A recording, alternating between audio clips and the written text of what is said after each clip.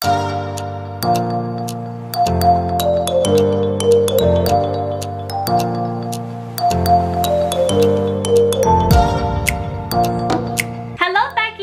back again sa my YouTube channel, LizTech. Okay, so kaka-upload lang natin ng review and unboxing ng Realme 3 Pro. And as you can remember guys, nag-ask ako sa comment section kung ano yung gusto nyong i-compare sa kanya. And most of the request there is comparison of Realme 3 Pro and INFINIX S4. It's kinda absurd kung i-compare natin yun kasi entry-level to mid-range. But then, kung solid LizTechers ka, alam mong na-try ko yung gawin na entry-level versus mid-range. At na-try ko yun kay Oppo A3s and kay, I think it's Nova 3i, if you guys remember, kung nanood kayo yan. And na-surprise ako kasi yung entry-level, hindi din siya nagpapatalo sa performance niya dun sa mid-range. Ngayon, excited na naman akong i-compare ang smartphones na to since marami din naman silang similarities and hindi din naman nagkalayo yung design nila. So, siguro yung goal na lang natin ngayon is tingnan kung gaano ka legit ang kiniklaim ng smartphone na to since it is only 6,990 pero may 6GB RAM na daw siya. Hindi natin sila talaga literally compare sa lahat ng bagay pero may mga other aspects na i-compare natin sila. So I hope you guys will watch till the end. Thank you so much by the way for your time for watching this video. Welcome by the way sa mga new viewers out there. I hope you guys will subscribe to my YouTube channel and hit the bell button to be the first to see my latest uploads. And I know you guys are waiting for this. Guys, ayan, bukas na po yung Y6 Pro 2019 giveaway announcement ko. So, abang lang kayo kung anong time ko ipopost siya. Pero bukas na. So, ayan. Let the battle begin! I love it. I love it. So, nahayin natin yung design nila. So, actually, both of these smartphones have the same purple color. As obvious naman dyan, di ba? Nakikita nyo naman.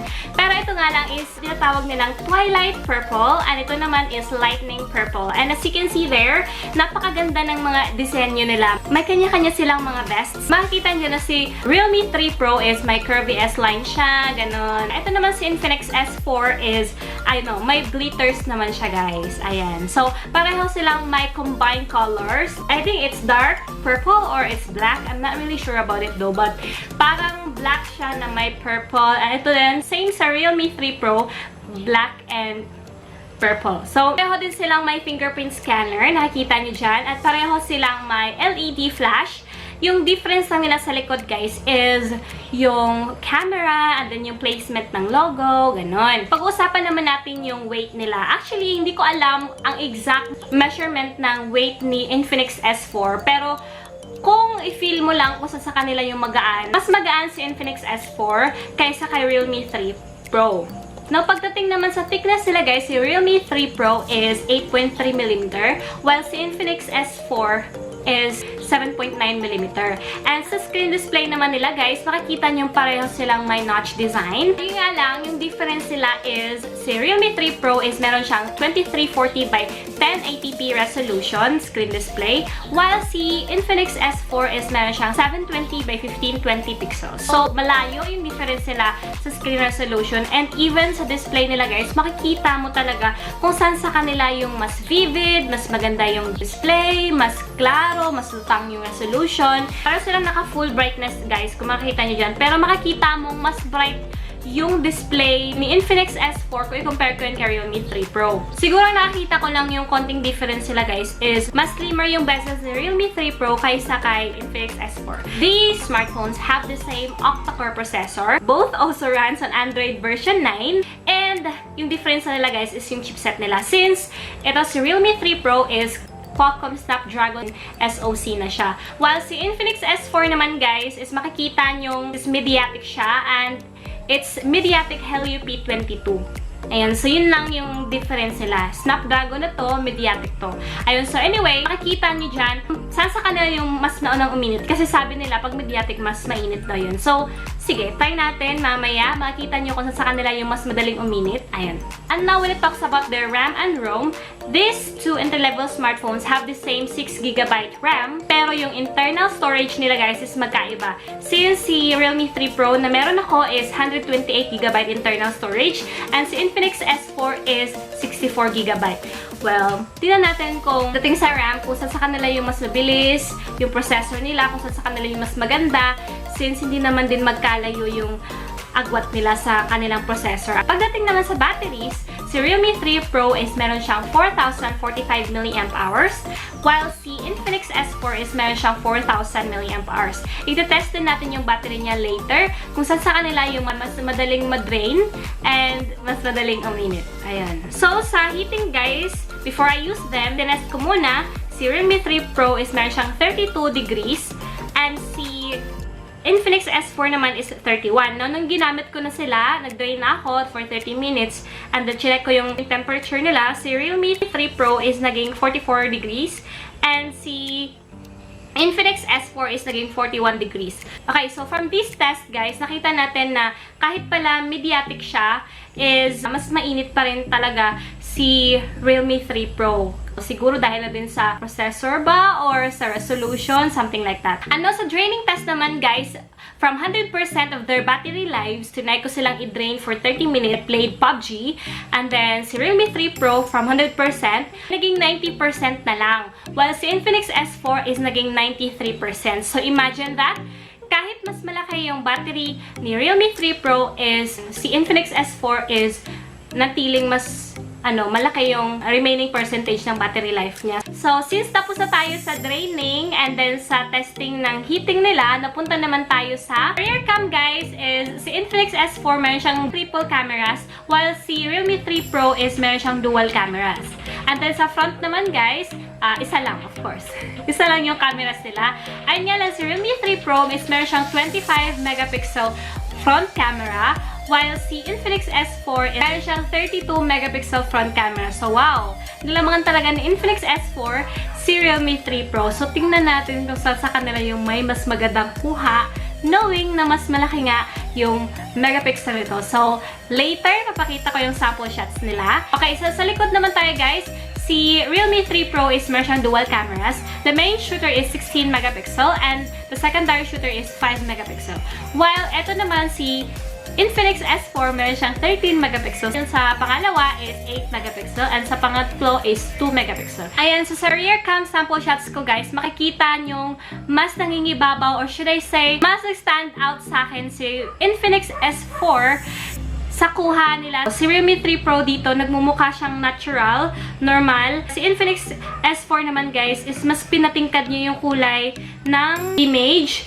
Hindi na siya realistic, pero actually, maganda siya, guys. Mas maganda nga yung kuha niya kaysa kay Realme 3 Pro dito.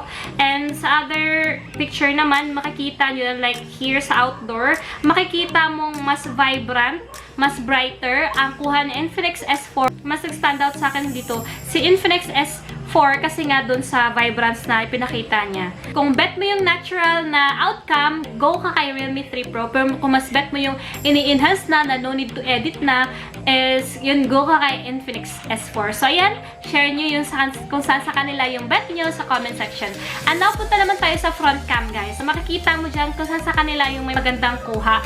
Sa front cam, guys, ganda yung kuha ni INFINIX S4 kasi mas maliwanag siya at hindi siya warm. Nakita nyo kay Realme 3 Pro, warm ang kulay niya. Si INFINIX S4 kasi, guys, sa kuha dito is mas gusto ko siya kasi sharp siya eh.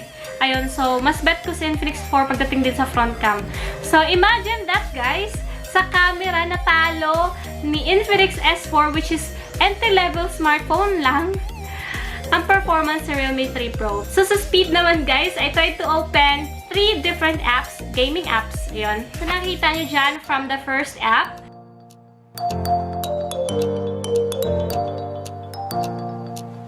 Si Realme 3 Pro yung unang nagbukas. Then, sa second app naman,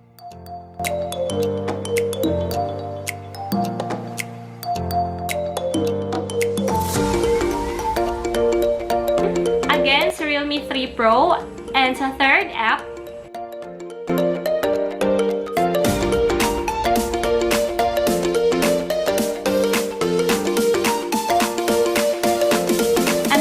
Realme 3 Pro again. Ang layo ng gap nila sa pag-load. So, makita mong mas mabilis si Realme 3 Pro kung i-compare natin yan kay INFINIX S4 kahit pareho silang 6GB RAM. Ayun, at pareho silang octa-core processor. Sa gaming din guys, itinry ko yung PUBG and nakita nyo, ang kaya lang ni INFINIX S4 sa PUBG is low graphic setting, and si Realme 3 Pro naman sa gaming, makita mong high graphic setting yung kaya niyan, high frame rate. So, even sa resolution nila guys, and sa graphic quality, makikita mo kung saan sa kanila yung mas maganda. Mas bet ko si Realme 3 Pro, obviously, makikita nyo naman dyan, mas realistic, mas punchy, pixel density niya. So, ma-appreciate mo yun lahat kay Realme 3 Pro sa gaming. Kumpara natin kay INFINIX S4 since low graphic setting lang yung kaya niya. And by the way, sa performance naman, smooth sila pareho. Medyo may minor lags lang din pala kay INFINIX S4, while kay Realme 3 Pro is maganda, smooth, walang problema dun sa gaming. So, sa gaming, panalo sa Realme 3 Pro. Sa final verdict ko, masipiliin ko pa rin sa Realme 3 Pro. Sulit na sulit, maganda yung camera, storage, basta meron ka ng malaki-laking budget, okay to sa'yo guys, hindi ka magsisisi.